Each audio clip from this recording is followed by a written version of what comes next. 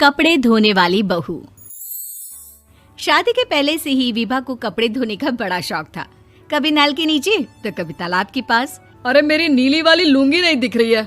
विभा की अम्मा, कहाँ रखी है लुंगी? अरे वो तो विभा ने परसों ही धोकर रखी थी आपकी अलमारी में, देखो वहीं होगी।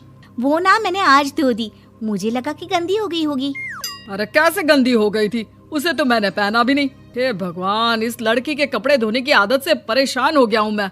जितना तो घर में राशन नहीं आता, उससे कहीं ज्यादा डिटर्जेंट पाउडर का खर्चा है।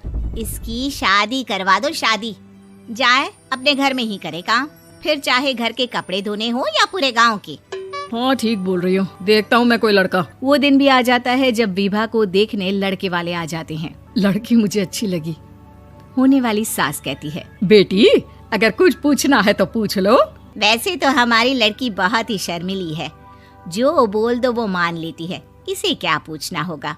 अरे कैसी बात कर रही हो माँ, मुझे इन लोगों के घर रहना है, सवाल तो कई है। हाँ हाँ बेटा, पूछ लो ना, क्या पूछना है। आप लोगों के घर कपड़े कौन धोता है? सास का मुंह बन जाता है। देखो, अगर तुम ये कहना चाहती हो कि तुम्हें कपड़े धोने नहीं आते तो सुन लो, कपड़े मैं ही धोती हूँ, लेकिन तुम्हारे आ जाने के बाद मैं रुमाल तक नहीं धोऊंगी। अरे चुप रहना भाग्यवान, बहू बेचारी घर आई नहीं, उसे डराना शुरू कर दिया। वो क्या है ना बिटिया, अभी तक तो ये कल्लू की माँ ही धोती थी, लेकिन अब तुम्हारे पापा तो दहेज में वॉशिंग मशीन देंगे ही। तभी विभा की माँ बोल पड़ती है, सवाल भी पूछा तो क्या। वैसे भाई साहब, मशीन की तो फिर भी कपड़े धोने की कैपेसिटी होती है। मतलब जो बिटिया दे रहे हैं ना विभा, इसे कपड़े धोने का बहुत शौक है। ये आप लोगों के क्या, आस पड़ोस गांव मोहल्ले सबके कपड़े धो दे और उफ तक ना करे। बाहर देखा नहीं आपने कितने कपड़े सूख रहे हैं? सब हमारी बिटिया ने ही तो धोए हैं। बस भी करो ना माँ, शर्म आ रही इतनी तारीफ सुनकर। और तो और एक दाग निकाल कर दिखाओ तो मान जाओ। हाँ अच्छा, माफ करना बेटा, मैंने गलत समझा। हमें तो रिश्ता बहुत पसंद है। और ऐसे जुड़ जाता है रिश्ता कपड़े धोने का शौक रखने वाली विभा का। उसकी शादी हो जाती है कोयला फैक्ट्री में काम करने वाले कल्लू के साथ। शादी के बाद अचानक विभा चिल्लाती हुई सास के पास आती है। सासू माँ, अरे सासू माँ कहाँ है आप? ये तो धोखा है, धोखा दिया आप लोगों ने मुझे। इसे ससुर के चक्कर के बारे में पता चल गया। अरे तो उसमें तुझे क्यों धोखा मिला है? अरे नल में पानी नहीं आता, कपड़े कैसे कब धुलेंगे? अच्छा, तू पानी नहीं आ रहा उसकी बात कर रही है। तो आपने क्या सोचा? कुछ नहीं। अच्छा, तेरी माँ ने कहा था कि कपड़े धोने का शौक है तुझे, याद आया मुझे। शौक बोलकर कपड़े धोने वाले मेरे जुनून को कम ना आके सासू माँ, कपड़ा धोना मेरा गुरूर है। तभी पति भी वहाँ आ जाता है। अभी मैंने इसे सनी देओल की फिल्म दिखाई है, उसी के डायलॉग मार रही है माँ। अच्छा सुन, साफ साफ बता रही हूँ, पानी सुबह 4 से 6 और शाम को 10 से 12 आता है, समझी? विभा टाइमिंग सुनकर हैरान हो जाती है। ये क्या भूतों का मोहल्ला है?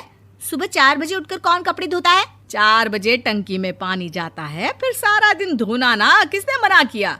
अरे कैसी बात कर रही हैं? 200 लीटर की टंकी में कितने कपड़े धो लूंगी मैं, सुबह ही उठ जाऊंगी मैं। अब क्या था, विभा सुबह 4 से लेकर रात के 12 बजे तक कपड़े ही धोती रहती। एक रोज सास पड़ोस से निकलकर कहीं जा रही होती है कि साथ वाली कहती है, हाँ कल्लू की माँ, जरा ये बताओ कि 2 साड़ी है, 2 ब्लाउज और एक पेटीकोट और एक नाड़े वाला लंबा कच्छा। हाँ तो? अरे तो क्या, कितना लोगी धुलाई ये बताओ। धोबन दिख रहे हैं हम क्या?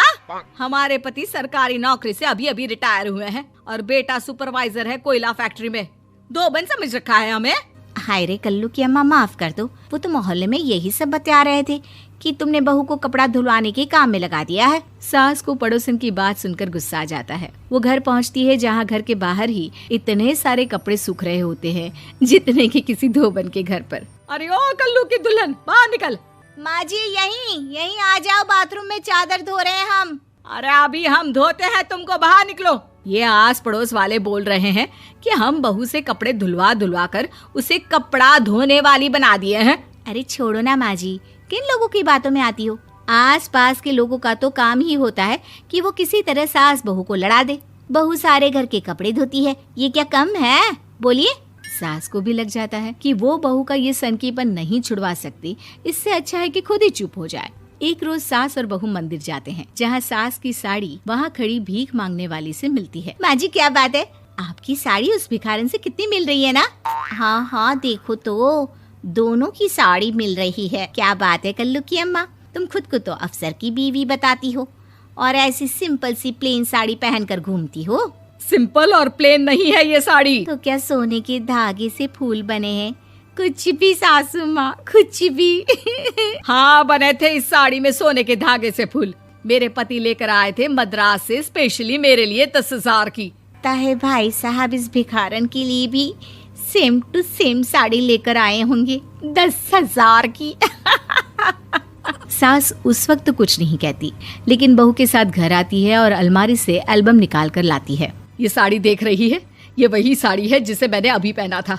इस साड़ी में ये जो चमकदार फूल दिख रहे हैं ना, ये सोने के धागों से काढ़े गए हैं। लेकिन तू लोकल वॉशिंग मशीन ब्रश से घिस घिस कर सारे फूलों को निकाल कर साड़ी प्लेन कर दी।